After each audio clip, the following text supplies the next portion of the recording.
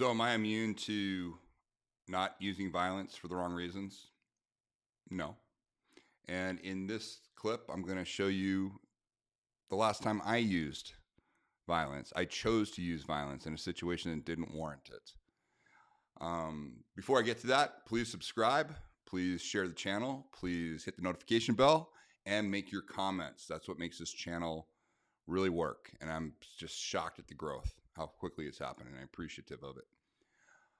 So I did a video called How to Win Any Bar Fight. And in that, at the very end, I said, hey, I'm not immune to this. I don't want you to think that, there haven't been times that I haven't been drug into using violence when it wasn't warranted, when it was an antisocial situation, antisocial aggression situation. And I said, hey, I'll share it with you. Well, I realized that video that I was talking about was actually on another channel. So what I did was I reformatted it, put it in. It's a short video that I did when I was in my car talking about the last time I chose to use violence. Now, if anybody's been following me, you understand that my big emphasis is that people truly understand what you have to respond to and what you don't have to respond to. But I thought I'd share my experience with you on the last time that I ever did it. So let's go ahead and play this, and then I will give some closing comments on it.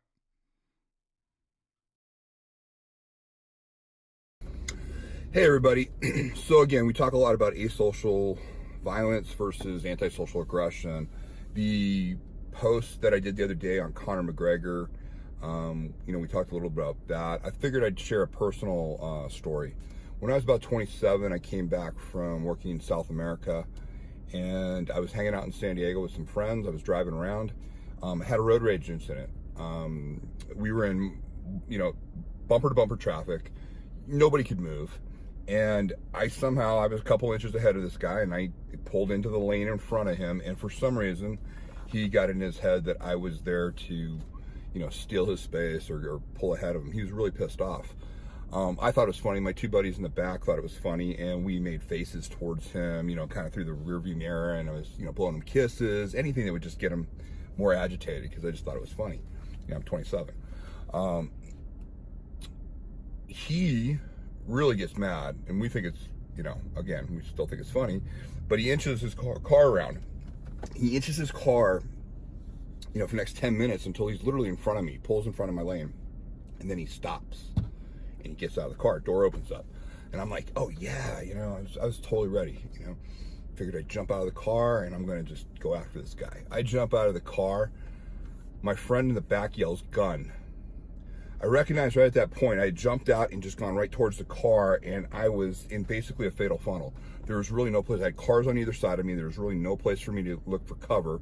I was in an area, and I realized I'm going to have to close distance right away, because it's the only way, if this guy has a gun. Didn't have a gun. I yelled back at my friend, basically told me he was a jerk. What he did have, though, was he had a club. He had, it's a steering wheel lock, and it's basically a piece of metal that you'd lock into your steering wheel, which would make it more difficult for somebody to rip your car off. Can definitely do some damage. But again, for me, that profile wasn't a threat as much as, you'd think it would be. I actually was relieved that's all he had in his hand. And as he kind of threatened it at me, I charged him. He tried to hit me. I came inside, I struck the radial nerve, controlled the arm. As I pulled him in, I slammed him on the side of the neck, completed 270 degrees, slammed him on the back of his car. So I slammed him on the back of his car. I'm on his windshield, back windshield. I'm just about to pound him. And in the back of the windshield, pressed her face literally up against the windshield, was his little daughter. 3, 4 years old. Please don't hit daddy. I realized at that point this whole thing was completely avoidable. Had it been asocial, I would have been dead probably. I would have been shot multiple times.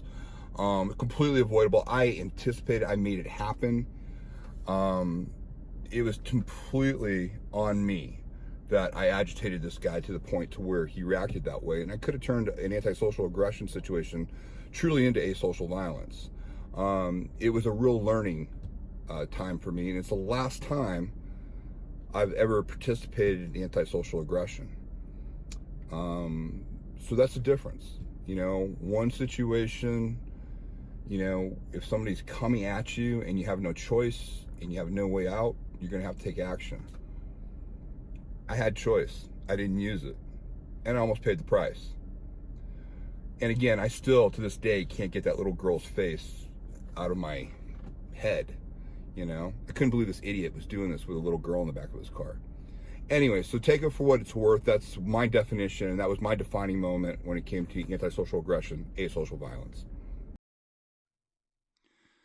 So, listen, you know, I sit here and I give you this information, I share it, and I truly believe, you know, the message that we're putting out. But I'm a human being. I don't want people to think that I'm immune to all of the antisocial aggression and the temptations to use violence when it's not really warranted.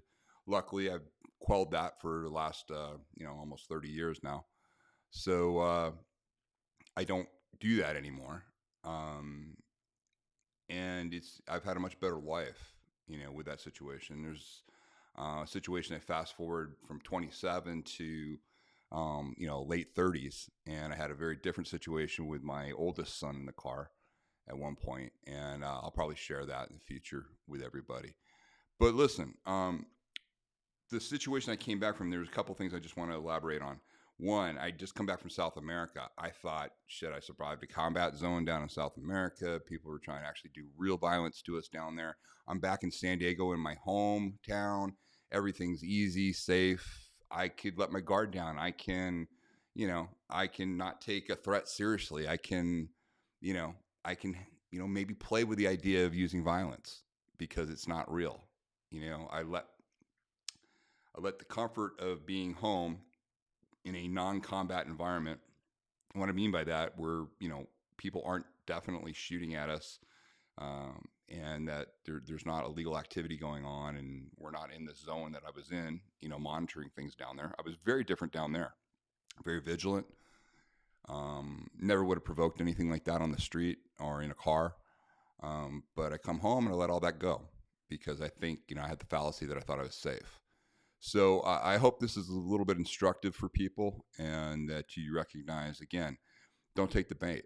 Not only did I take the bait, but then I encouraged it. I made it worse. And like I said, I got a pass on that one. And I was very lucky that that's what I got. So anyways, take it for what it's worth. Again, thank you for all the support. Thanks for all the questions and comments. And look forward to more content that we got coming. We got some great stuff coming up, so stay tuned.